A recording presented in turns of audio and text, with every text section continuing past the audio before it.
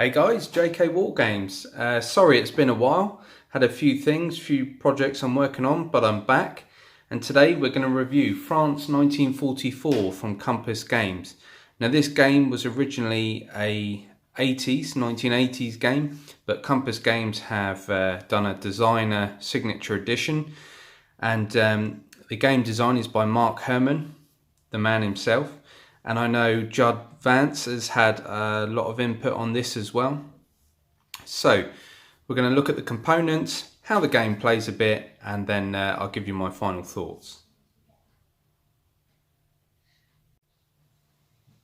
Okay guys, well this game is packed with lots of stuff. So we've got our full colour rulebook, explains how to play the game in detail, easy to follow, great rulebook. We've got a playbook that gives us examples of play, how to set up the first scenario, really good. Then we've got our set piece combat, which we'll go through this in more, but this is how you determine attack and defending. We have our terrain effects chart. Then we have a nice turn procedure, which this is really handy. Also gives you a reference to the counters, which I thought was really cool. Then we get a small size board, which is just the beginning of the board up here. Now this is for the first part of the breakthrough, and you can use this if you want to lay things out and have more space, so that's kind of cool. Then we have our main sort of piece that you're going to be using during the game. So you've got your turn track here, you've got reaction points, supply track, and then you get these increments which are used for movement or attack, which is really unique to this game. So also we then get our reinforcement sheets, so you can lay out your counters. Then you get your allied reinforcements. So I love stuff like that, makes everything simple. And then you get your setup as well. We got a German and allied setup, so everything's spelled out for you, which is great. Also we get our dice. Now France 1944 uses these dice, so you can see this is 3 hits, 2 hits and 1 hit, and basically you roll a d6 and this dice, and the d6 is whether you pass your morale or not, and this is how many hits are inflicted. And then you get one for the Germans as well, so that's a really unique thing to the game. And then we get this board, which I can't quite fit in, so if I go higher like this is a mounted map, and it's absolutely superb. Full colour, a good size, not overly big, but not small. And most of the time you're going to come in from here, and you're going to be trying to get a bridgehead across the Rhine. And it's not easy.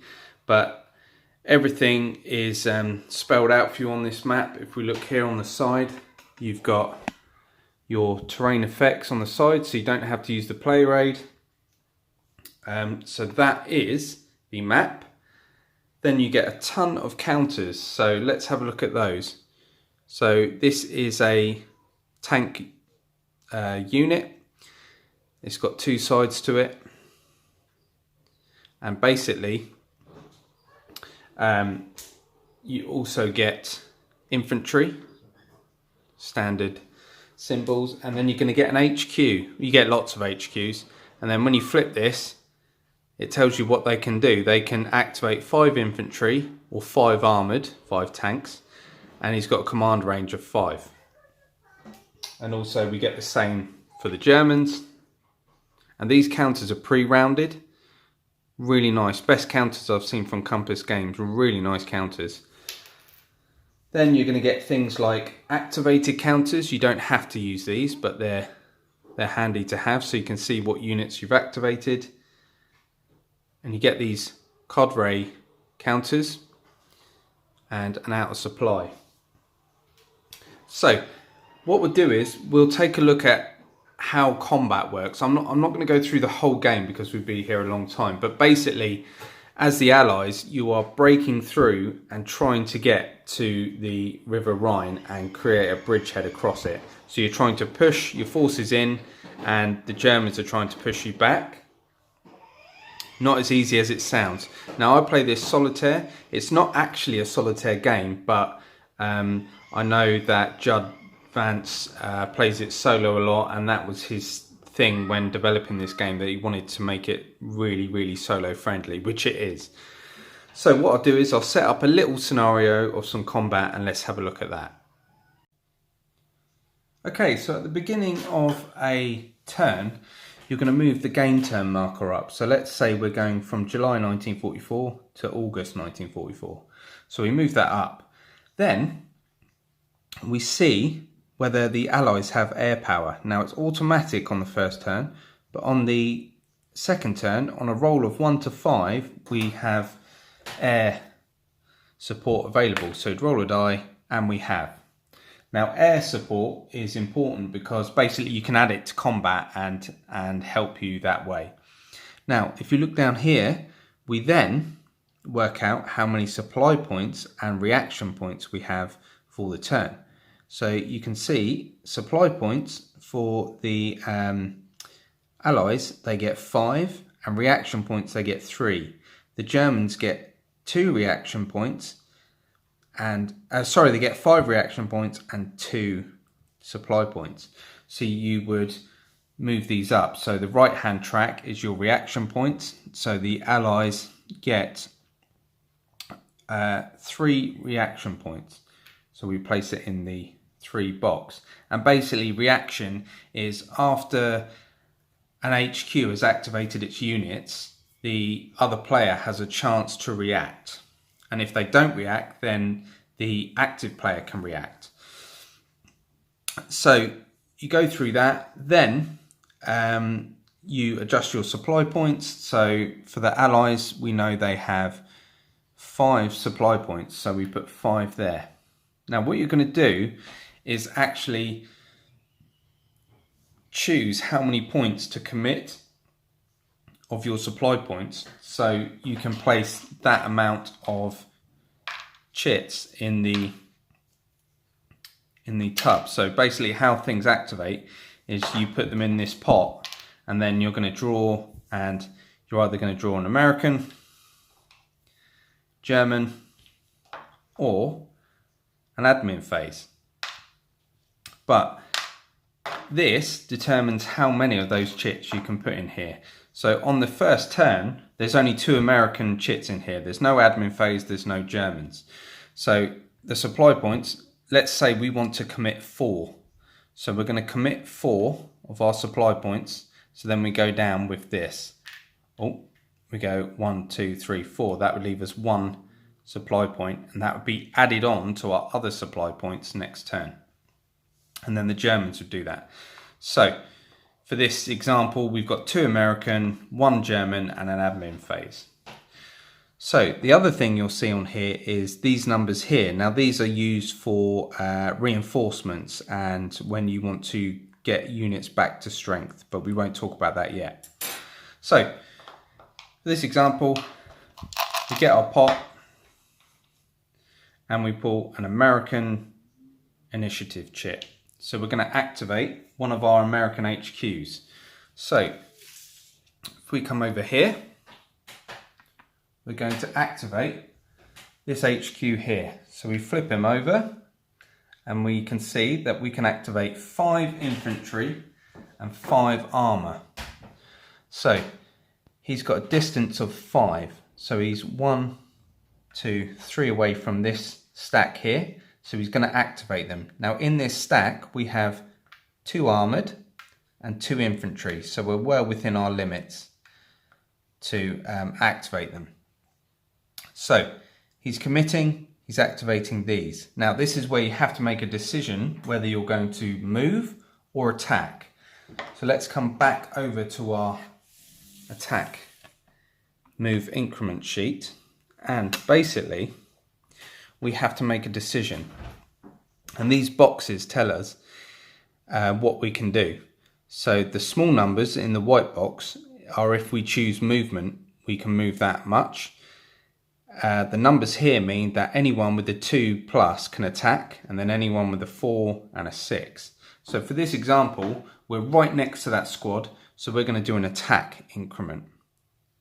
So we place it there, we're not doing any movement, we're going to attack, and then after that attack increment has been done, we're going to choose a path to go. Now if we move here, we can't attack because there's no number. We could just do a movement, and then armoured units could move 1, infantry could move 1. Or we attack again here, but it's only units with a 4. And then if we attack down here, it's only units with a 6, which is armoured. But we're going to attack here, and everyone 2+ can attack. So how do we work out an attack then?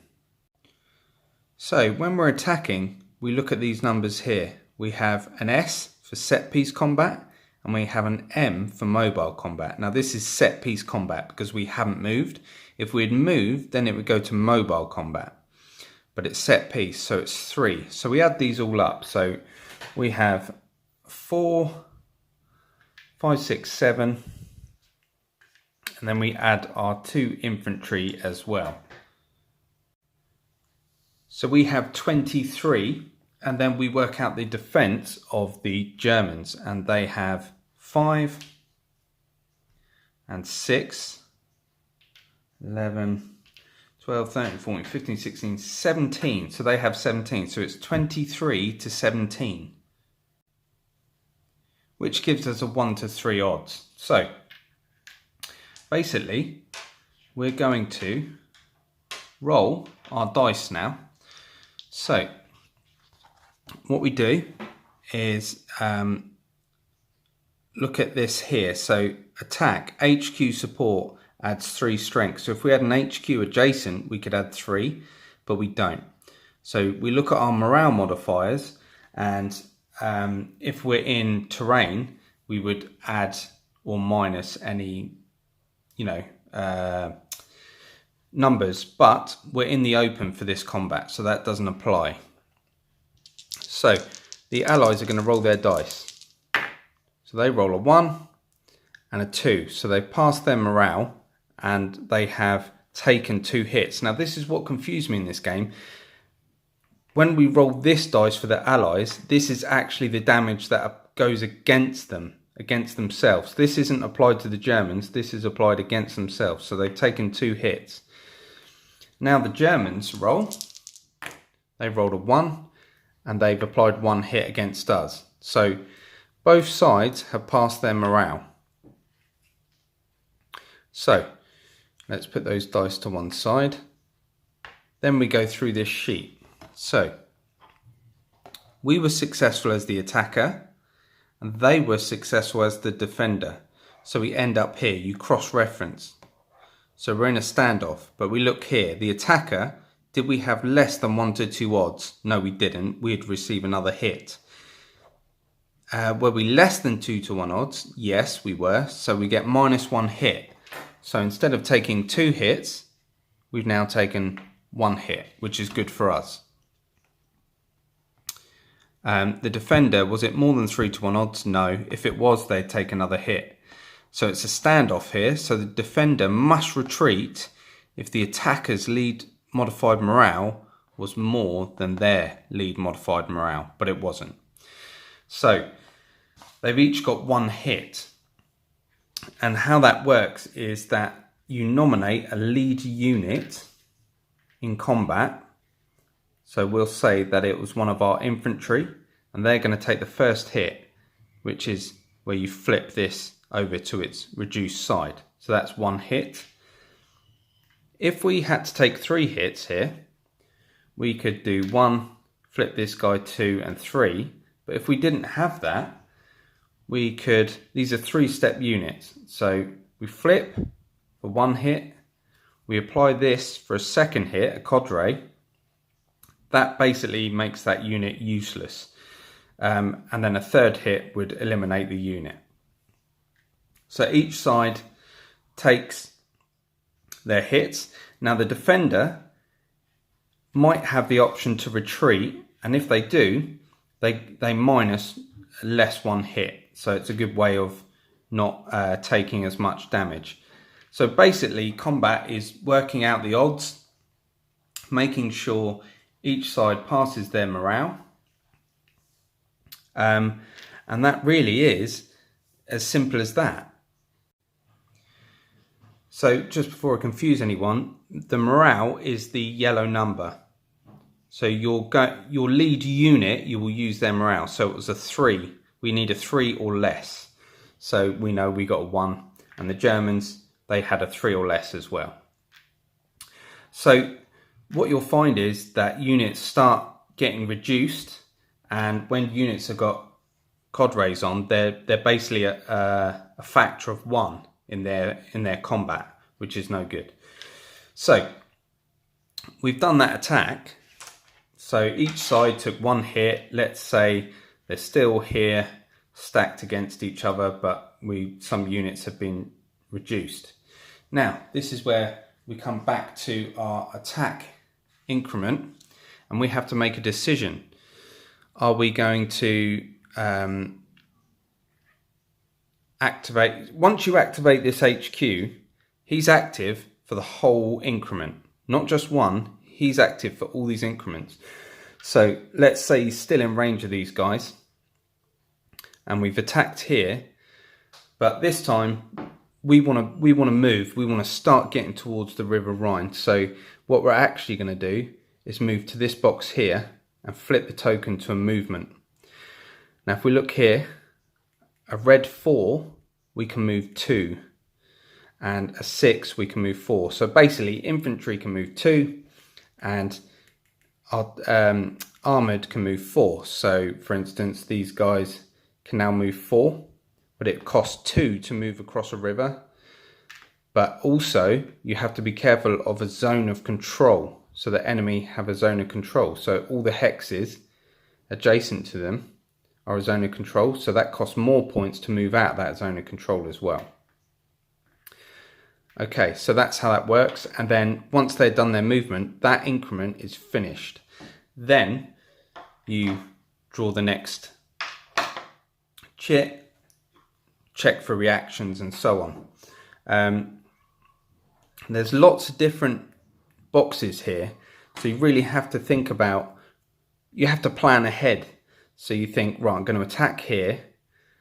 I'm going to move up. I'm going to bring my armoured vehicles forward, and then because only armoured can attack in that last increment there, they're going to make an attack. So you're always setting yourself up. You're always like a couple of moves ahead in your head kind of thing. So that is a really nice little unique system. Now aircraft will give you a bonus in here. So you can see that a bomber will give a -2 to the enemy's morale. So that's really going to hurt them. And then a normal air power gives like a +1 to our morale, but a -1 to theirs in set piece, and a -2 in mobile combat. But once you use a bomber, they are out the game. They are removed, but you still have your tactical air available to you. So that is the basics of the game. It's a very simple system, but trying to master it is the key. So the amount of times I've got units up to here and attempted to get across the Rhine is really hard work. I mean, it's proper hard work. This, in my opinion, this is a game that you're going to leave out and keep coming back to, because the scenarios can be quite long. The first one is just a training mission, and once you've played that, you're going to get into the meat and potatoes of the game, basically. So, and obviously, if you're playing with an opponent, they're really going to put the pressure on you. But I've found playing solo that even if I'm moving units back, German units, it's still tough. It really is. For the Americans to break through and get across the Rhine is ridiculous. And basically, to put a bridgehead across a river, I won't go into detail, but the Americans have to put a counter down, make sure no one's adjacent to it, and get across the river. And I mean, you're looking at getting quite a few units across there to try and secure victory. When an admin phase counter is drawn, then you go through a whole step of an admin phase. So you check if anyone's out of supply, you check for reinforcements. That's the only time reinforcements come in. They don't come in at the start of the turn. It's when this counter is drawn.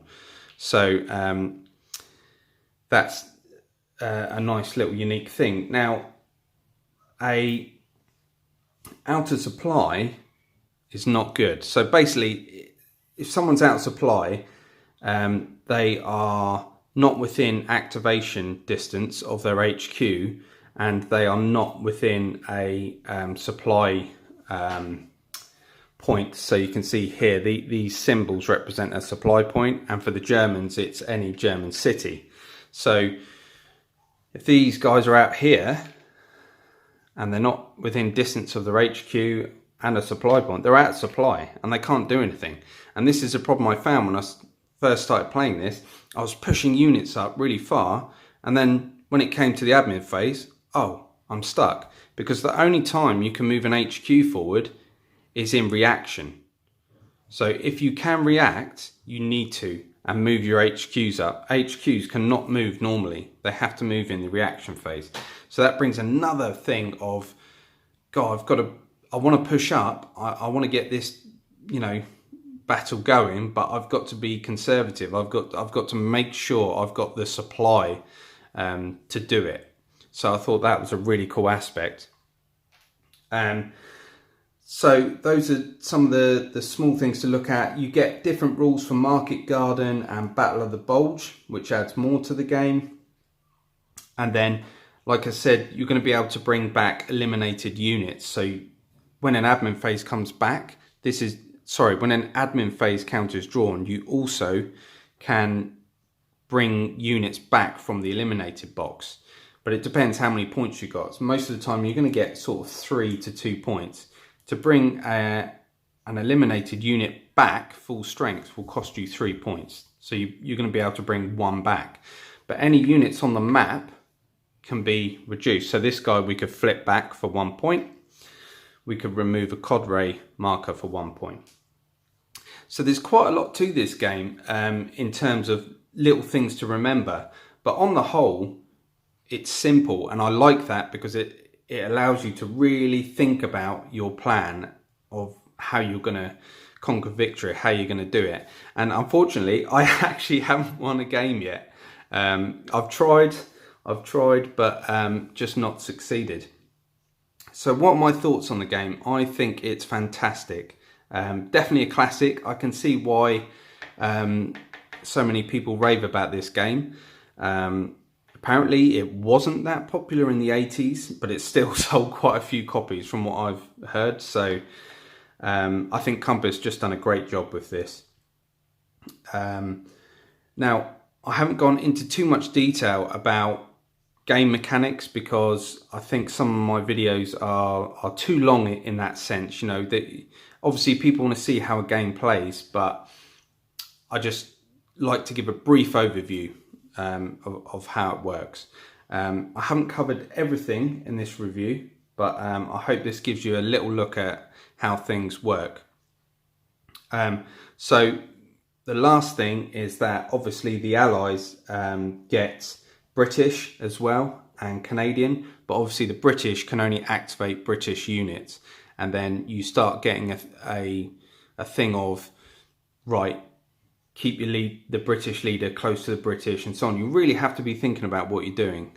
So it's simple enough in terms of rules, but it's hard to master, which to me is a classic. So yeah, thumbs up for this one, guys. So I hope you like this review. Make sure to like, comment and subscribe, and I'll see you in the next video.